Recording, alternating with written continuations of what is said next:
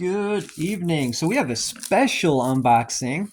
We got a PSA order and an SGC order on the very same day. All right, so this PSA order is just one slab, but I'm really excited about it. I bought the card raw at a card show recently, and I sent it in to get graded. It's a Chris Osgood autograph card. Very excited. I just wanted to get it authenticated and slabbed up.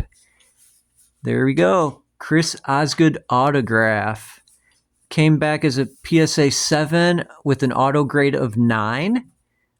I was expecting a 7 on the actual card because it's kind of faded and yellowish. But I thought the auto was really good. I thought that should have gotten a 10. But I'm very happy to have this slabbed up.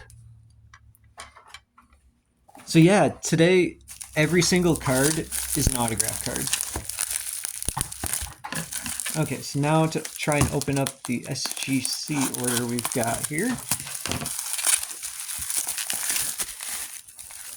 Okay. Don't need those. Don't need the invoice numbers. Okay. So now let's look through our SGC autographs. First, we have a golf one, Lindsay Weaver. Auto grade 10, gem mint 10. 10 out of 50. Very nice. Next, we have a Taylor Heineke. Auto 10.